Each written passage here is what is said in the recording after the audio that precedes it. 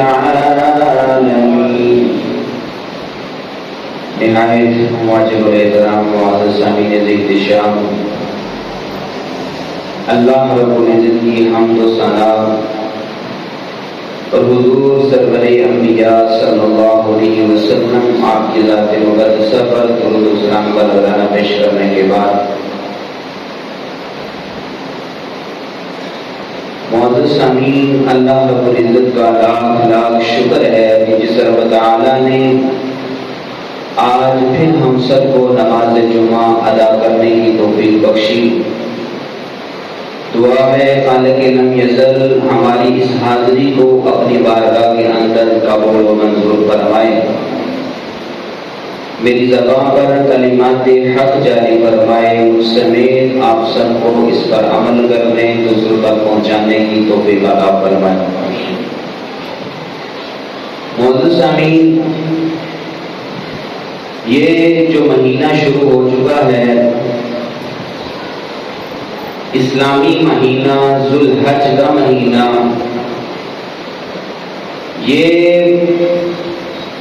بڑی برکتوں والا مہینہ ہے، بڑی رحمتوں والا مہینہ ہے، بڑی رفعتوں والا مہینہ ہے،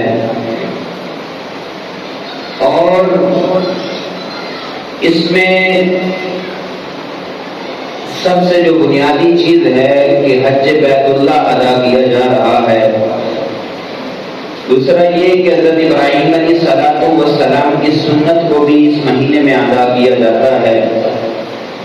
الغرض کی بہت ساری ایسی خوبیاں ہیں جو اس مہینے کے ساتھ منسلک ہیں، اور حضور جان کائنات صلی اللہ علیہ وسلم نے اس مہینے کی بڑی فضیلت اور بڑی اہمیت کو بیان کیا ہے۔ حضرت ابو سعید خدری رضی اللہ تعالیٰ عنہ حدیث کے راوی ہیں، آپ روایت کرتے ہیں کہ حضور جان کائنات صلی اللہ علیہ وسلم نے ارشاد فرمایا کہ دنوں اور مہینوں کا جو سردار ہے وہ رمضان المبارک کا مہینہ ہے، اور فرمایا جس مہینے کو اللہ رب العزت نے سب سے زیادہ عزت دی ہے وہ ذو الحج کا مہینہ ہے۔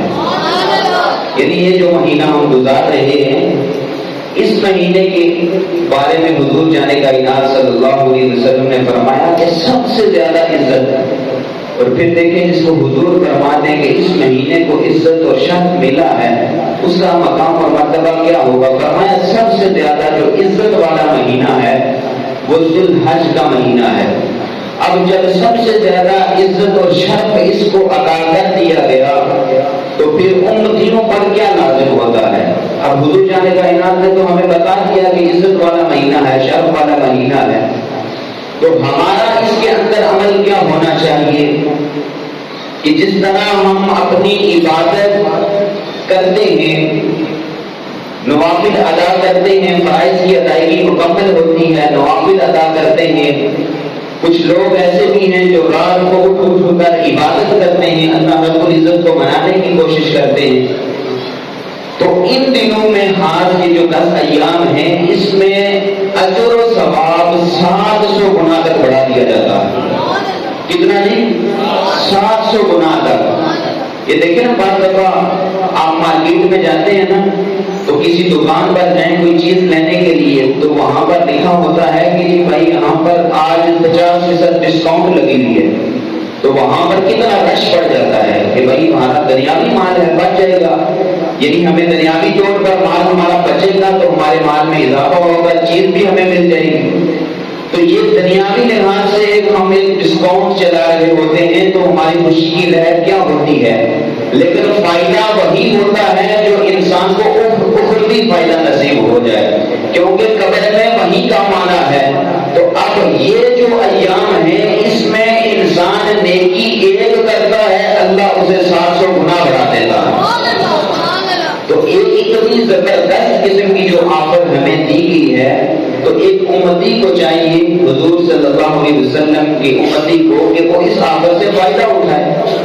فائدہ کس صورت میں اٹھائے گا کہ اگر تو 5 وقت کا نمازی ہے تو سبحان اللہ، ہر مسلمان کا نماز فرض ہے، چھوڑے گا تو گناہگار ہوگا، سزا کا مستحق واجب ہوگا، نوافل بھی پڑھتا رہے، صدقات و خیرات جو کرتا رہے، فرض کی ادائیگی مکمل نہیں ہے تو وہ کہاں کے کھاتے میں جائیں گے؟ اس کے فرائض کی ادائیگی کو سب سے پہلے یقینی بنائیں، اس کے بعد جو سب سے اہم چیز جو اس مہینے میں آپ نے کرنی ہے، قربانی جس بندے پر واجب ہے وہ ادا کرے۔ اس کے علاوہ جو مسلمان اشراق پڑھ رہا ہے، چاشت پڑھ رہا ہے، اس کو روٹین سے پڑھنا شروع کر دے، ان ایام میں ہی روٹین سے پڑھنا شروع کر دے۔ عام دنوں میں اور ثواب ہے، ان 10 دنوں میں 700 گنا بڑھا دیا جاتا ہے۔ اسی طرح کوئی اوابین پڑھنے والا ہے، دیگر ذکر و اذکار کرنے والا ہے، اور اسی طرح بالخصوص اس مہینے کے اندر قرآن مجید فرقان حمید کے اندر اللہ رب العزت نے ارشاد فرمایا والفجر، صبح کی قسم، توجہ رکھیے گا، فرمایا صبح کی قسم، ولیال عشر، اور فرمایا 10 راتوں کی قسم، والشفع والوتر، جفت اور رات کی قسم۔ اب یہاں پر مفسرین کرام نے جہاں اس کے اور بہت سے معنی کیے ہیں کہ اس کی فضیلت اس طرف بھی جاتی ہے، اس طرف بھی جاتی ہے، لیکن وہیں پر جو مفسرین نے اس کی تفسیر کی ہے کہ والفجر یعنی جو اللہ رب العزت نے صبح کی قسم اٹھائی ہے، اس سے مراد کیا ہے؟ تو حضرت ابن عباس رضی اللہ تعالی عنہما، آپ اس حدیث کے راوی ہیں، آپ روایت کرتے ہیں کہ اللہ رب العزت نے جو قسم اٹھائی ہے والفجر کی، اس سے مراد اللہ رب العزت نے ذوالحج کی جو مہینہ ہے، جو اس کی صبح طلوع ہوتی ہے، اللہ نے اس کی قسم اٹھائی ہے۔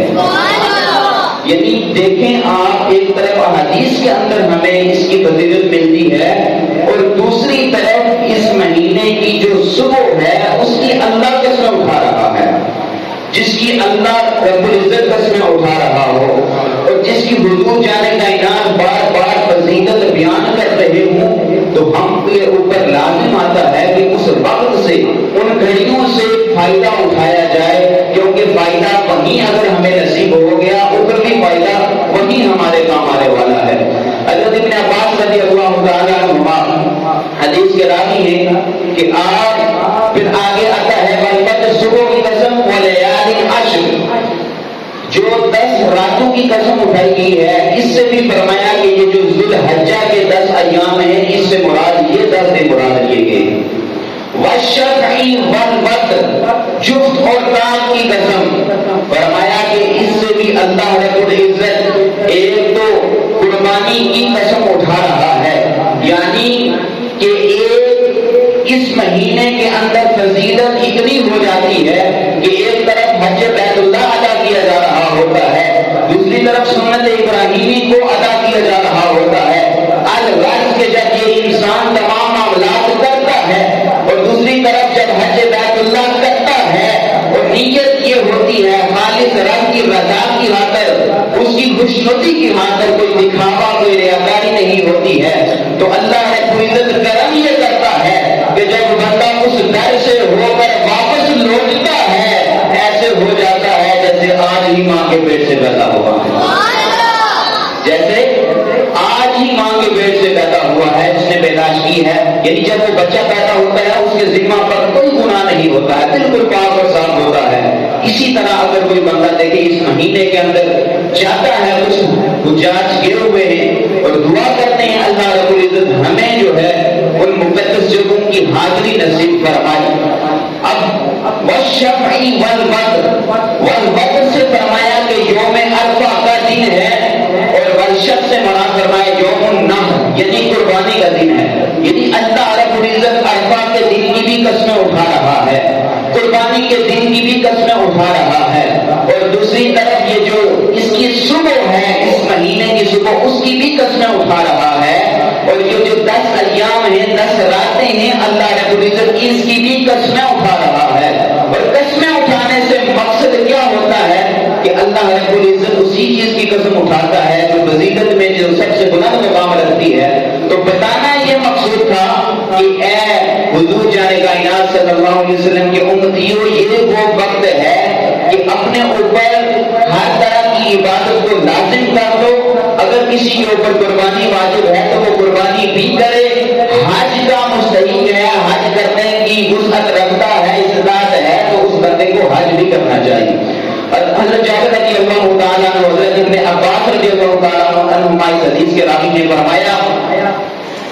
بندہ ذوالحج کے 10 دنوں میں جو نیکی کرتا ہے اللہ رب العزت کے ہاں پورا سال جو نیکیاں کی جاتی ہیں وہ ایک طرف ہے، اور جو ان 10 ایام کے اندر نیکی کی جاتی ہے اس کی فضیلت اور مقام اور رتبہ ان سب نیکیوں سے بلند ہو جاتا ہے، ان سب نیکیوں سے بلند ہو جاتا ہے۔ اب صحابی حضور جان کائنات صلی اللہ علیہ وسلم کی بارگاہ میں بیٹھے ہوئے تھے، صحابہ کرام عرض کی یا رسول اللہ یا حبیب اللہ، اگر ایک بندہ جہاد کرتا ہے، آپ نے فرمایا کہ تمام سال کے دن ایک طرف ہے لیکن یہ 10 ایام اس میں نیکی کرتا ہے ایک طرف ہے، اگر کوئی بندہ حج کرتا ہے یا اگر کوئی بندہ جہاد کے لیے جاتا ہے، جہاد لیکن اتنی مشکل ترین عبادت ہوتی ہے کہ انسان بھوک بھی برداشت کرتا ہے، پیاس بھی برداشت کرتا ہے، اپنے گھر والوں کی جدائی کو بھی برداشت کرتا ہے، الغرض کے ہر طرح کی تکلیف اسے ہوتی ہے جہاد کے اندر۔ تو صحابہ کرام نے عرض کی یا رسول اللہ یا حبیب اللہ، اگر کوئی بندہ جہاد کرنے کے لیے جاتا ہے تو کیا اس کو بھی اتنا اجر و ثواب نہیں عطا ہوتا جتنا اس 10 دن میں نیکی کرنے والے کو عطا ہوتا ہے؟ تو مجھے جان کائنات نے فرمایا ہاں، جو جہاد کرنے والا ہوتا ہے اس کو بھی اتنا اجر نہیں ہوتا جتنا ان 10 دنوں میں نیکی کرنے والے کو اجر دیا جاتا ہے۔ یعنی آپ سمجھنے کی کوشش کریں کہ ان 10 دنوں کا مقام اور مرتبہ کیا ہے۔ لیکن فرمایا سوائے اس شخص کے کہ جو جہاد کرنے کے لیے گیا اور تمام مال و متا اللہ رب العزت کے راستے میں قربان کر دیا، الغرض کے اپنی جان کو اللہ رب العزت کے راستے میں قربان کر دیا، واپس لوٹ کر نہیں آیا، اس کا مقام اور مرتبہ بلند ہوتا ہے۔ لیکن جو غازی بن کر لوٹ آیا، جہاد کی مشقت کو بھی برداشت کیا، سارا کچھ کیا، غازی بن کر لوٹ آیا، اس کا اجر و ثواب ایک طرف ہے، لیکن ان 10 ایام کے اندر نیکی کرنے کا اجر و ثواب اس سے بھی بلند اور بالا ہو جاتا ہے۔ اس لیے ہمیں کیا کرنا چاہیے کہ نیکیوں میں بڑھ چڑھ کر اضافہ کرنا چاہیے۔ آج ہمارا حال یہ ہے ہمارے معاشرے کے اندر کہ اگر ایک طرف کوئی بندہ برائی کرتا ہے تو ہمارا ذہن یہ ہوتا ہے، اکثر نوجوان آج تک کا دیکھا ہوگا اپنے معاشرے کے اندر، کوئی ایک گالی نکالتا ہے ہم 10 نکال دیتے ہیں، ہم اس میں بڑھ چڑھ کر کہتے ہیں کہ ہمیں کوئی بزدل نہ کہے، ہم دوسرے کو نیچا دکھانے کی کوشش کر کے کہتے ہیں کہ ہم سب سے بڑے بہادر ہیں۔ لیکن فاستبقوا الخیرات، قرآن مجید میں حکم دیا گیا ہے نیکیوں میں بڑھنا چاہیے، نیکیوں میں انسان کو بڑھ چڑھ کر دوسرے سے آگے ہونا چاہیے، نہ یہ کہ ایک بندہ گناہ کر رہا ہے اور ہم اس سے آگے بڑھ چڑھ کر کرنے کی کوشش کرتے ہیں۔ جیسے آج کل سوشل میڈیا پر دیکھ لیں، ولاگ بنائے جا رہے ہیں اور فیملیاں دکھائی جا رہی ہیں اور ہماری نوجوان نسل تباہ و برباد ہو رہی ہے۔ اس پیسے کا لالچ دے کر نوجوان نسل کو تباہ و برباد کیا جا رہا ہے۔ وہ اپنی فیملیاں دکھا رہے ہیں، آج ہم نے فلاں گاڑی لے لی، فلاں گاڑی لے لی، فلاں گاڑی لے لی، لیکن ہمارا نوجوان طبقہ جب ان کو دیکھتا ہے پھر وہ خود اپنے آپ کو پہلے سوشل میڈیا پر لاتا ہے، پھر آہستہ آہستہ کر کے اپنی فیملی کو لانا شروع کر دیتا ہے۔ یہ سارے کا سارا پیسہ حرام کا ہے، اور جب حرام آپ کے پاس آئے گا کبھی بھی انسان کو سکون میسر نہیں آئے گا۔ دیکھیں انسان کوشش کس لیے کرتا ہے؟ پیسہ کماتا ہے کس لیے کوشش کرتا ہے کہ انسان کو سکون مل جائے، ساری کوشش اس لیے ہوتی ہے نا پیسہ کمانے کی۔ لیکن اگر ایک انسان کا جو پیسہ کمانے کا ذریعہ ہے وہی حرام کا ہے تو وہ تو قربانی کر کے بھی اسے سکون میں اثر نہیں آئے گا، کیونکہ پیسہ ہی سود کا ہے، پیسہ ہی حرام کا ہے۔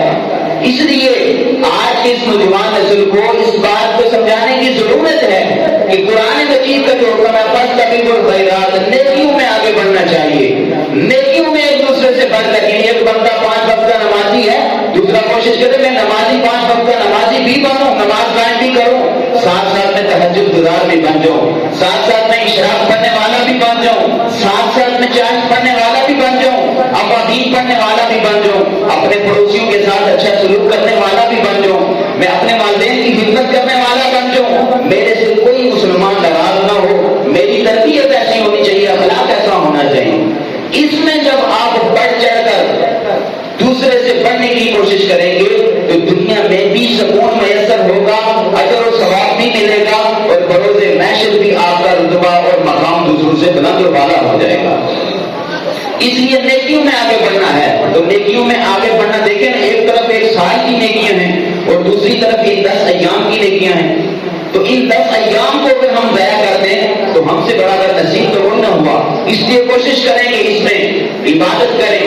اب جو حدیث کے اندر جس چیز کا ذکر ہوا ہے اس کے بھی راوی حضرت ابن عباس رضی اللہ تعالی عنہما ہے کہ فرمایا کہ ان 10 ایام میں جو بندہ عمل کرتا ہے اس کا مقام اور مرتبہ اور رتبہ بلند ہو جاتا ہے اور اس کو اجر و ثواب دوسرے دنوں کی بنسبت زیادہ دیا جاتا ہے.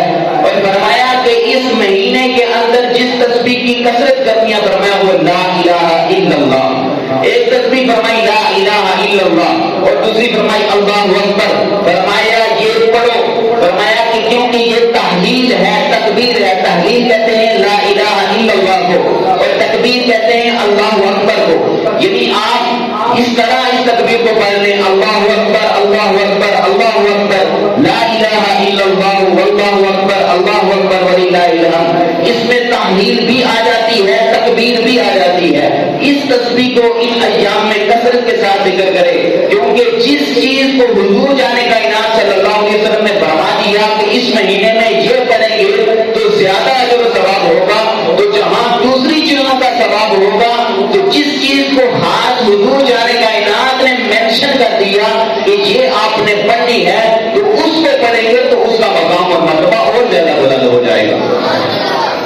دیکھیں نا، جو دعائیں جس طرح جو چیز حضور صلی اللہ علیہ وسلم کی زبان مبارک سے نکلی ہے، جو بات حضور جانے کا انعام کی زبان سے نکلی ہے، ہمیں تو اس کو ترجیح دینی چاہیے نا، اس دعا کو ترجیح دینی چاہیے. آج کل اکثر یہ بھی معاملہ ہوتا ہے کہ دعا لمبی نہیں ہوتی. اردو میں دعا جی فلاں کے لیے فلاں کے لیے فلاں کے لیے.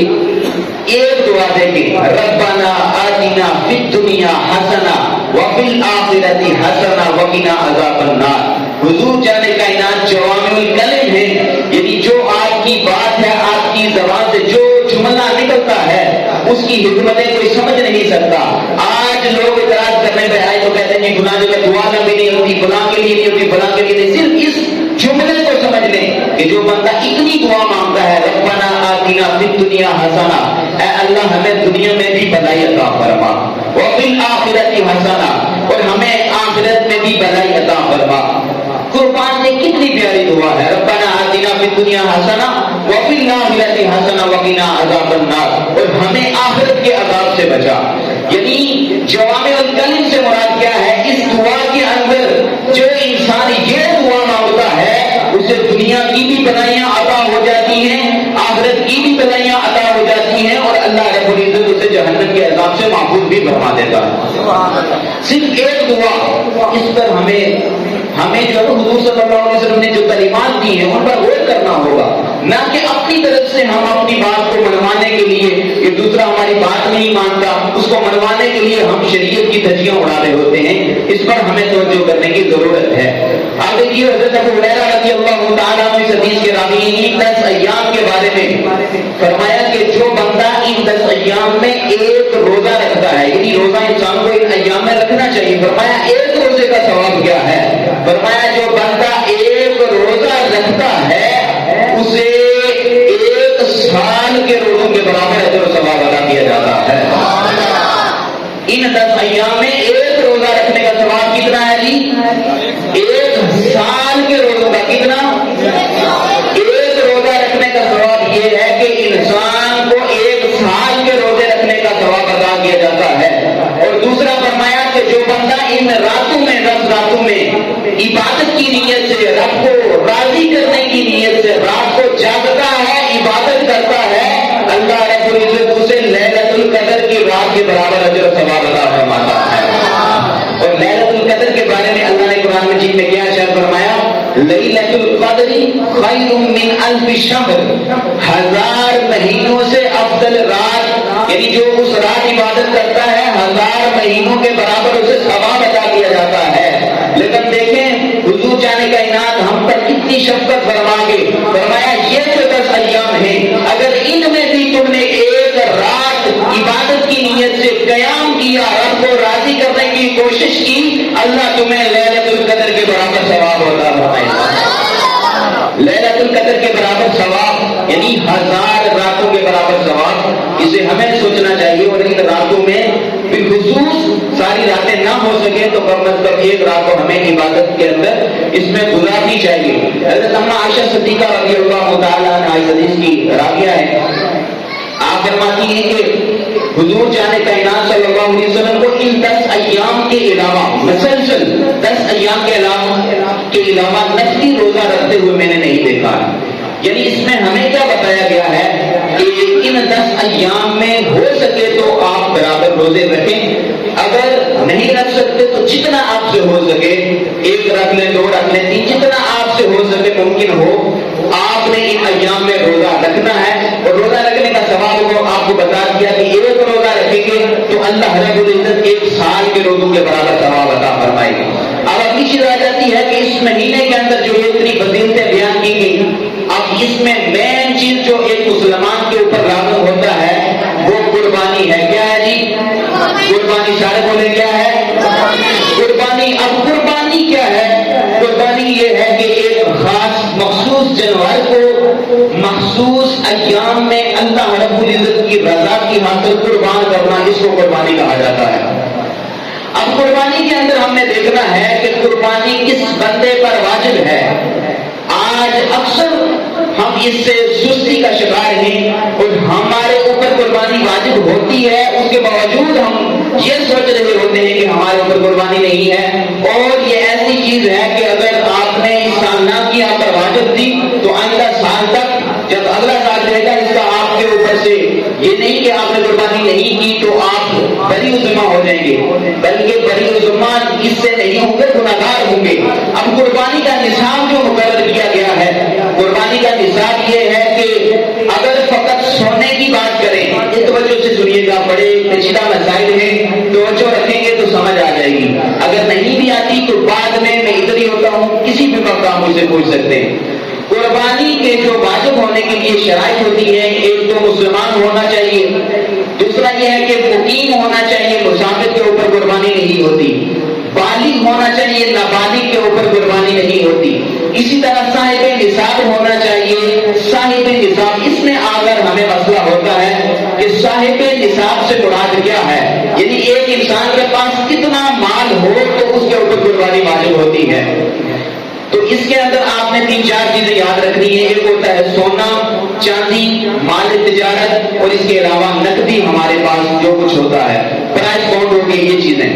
اگر ایک انسان کے پاس فقط سونا ہے, آج کل کوئی ایسا ہمیں نہیں ملتا کہ جس کے پاس فقط سونا ہو, پیسے ہر کسی کے پاس موجود ہوتے ہیں, لیکن مسئلہ سمجھانے کے لیے بتا رہا ہوں کہ فقط سونا ہے تو سونا اگر 7.5 تولے ہے, اس کے علاوہ نہ چاندی ہے, نہ مال تجارت ہے, نہ کوئی پرائز بانڈ ہے, نہ کوئی ایسا پیسہ اس کے پاس موجود ہے, ضروریات زندگی کے علاوہ اور اس کے پاس ایسی کوئی چیز موجود نہیں ہے, فقط سونا ہے, تو سونے کی جو مالیت ہے وہ 7.5 تولے ہے.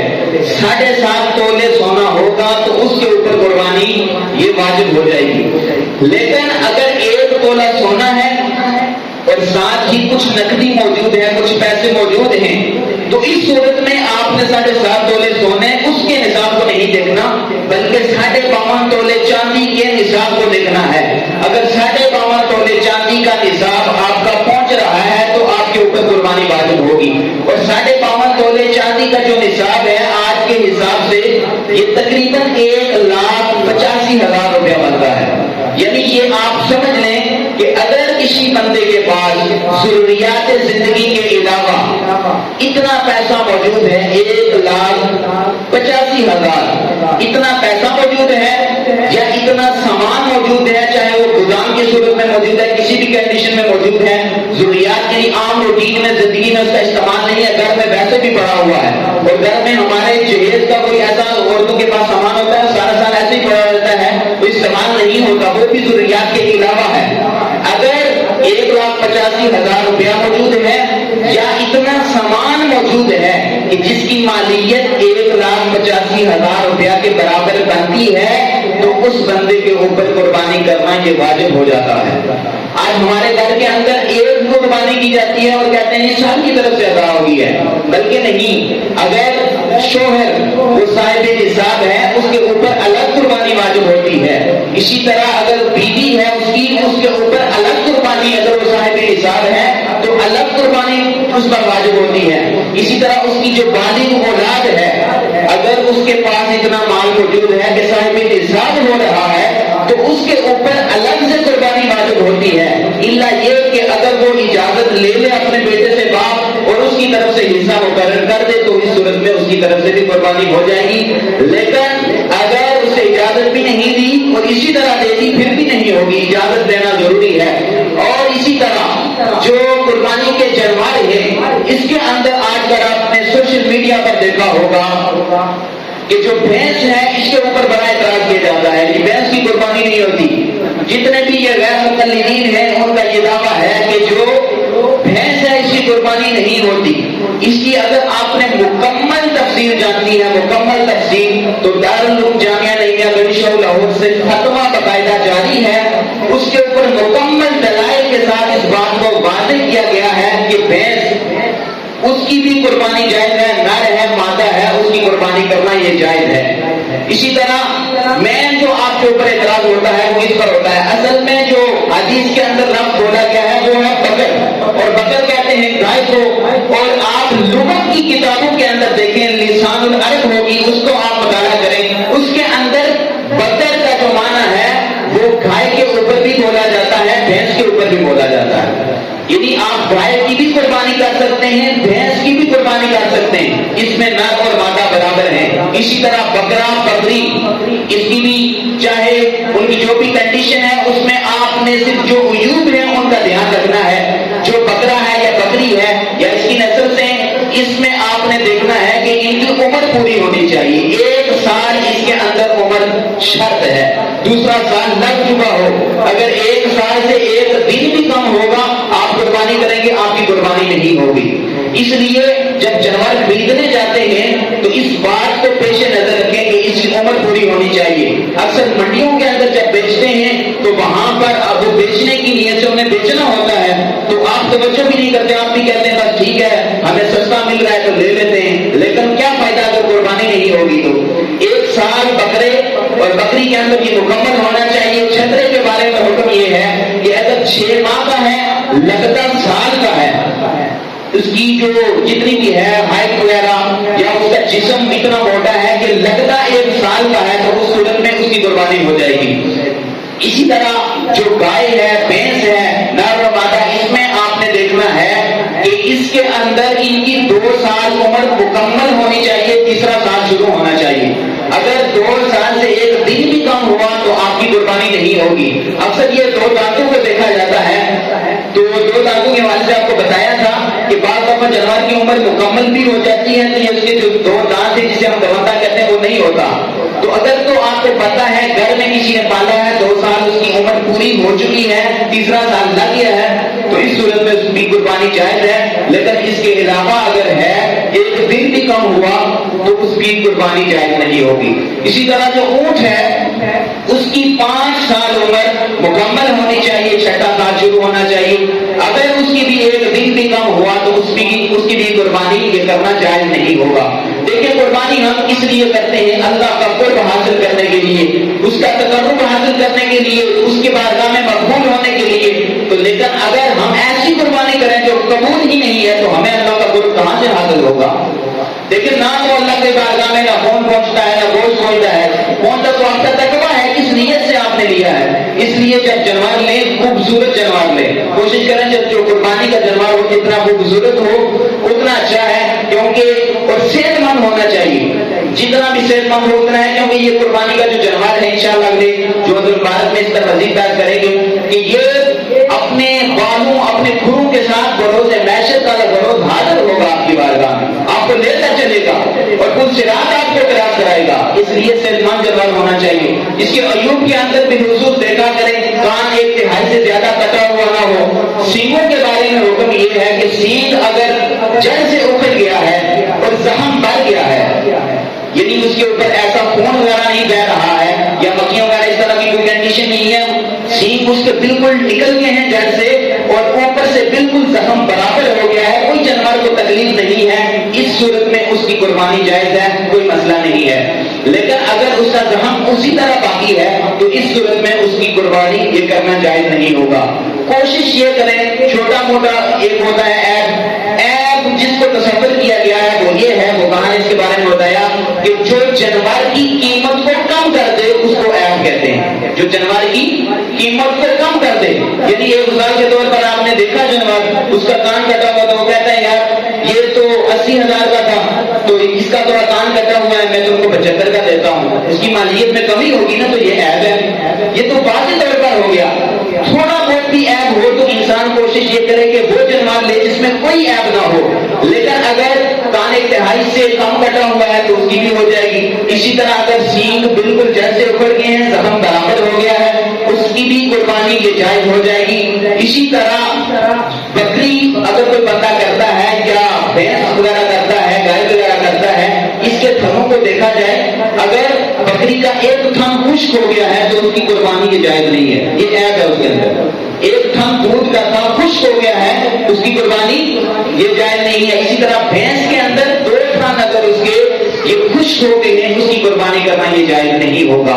دعا ہے اللہ ہمیں یہ مسائل سمجھنے کی توفیق عطا فرمائے۔ کوشش کریں کہ جب یہ قربانی کریں تو ان کے مسائل کو لازمی طور پر کسی سے ڈسکس کر لیا کریں، پوچھ لیا کریں۔ اللہ ہماری قربانیوں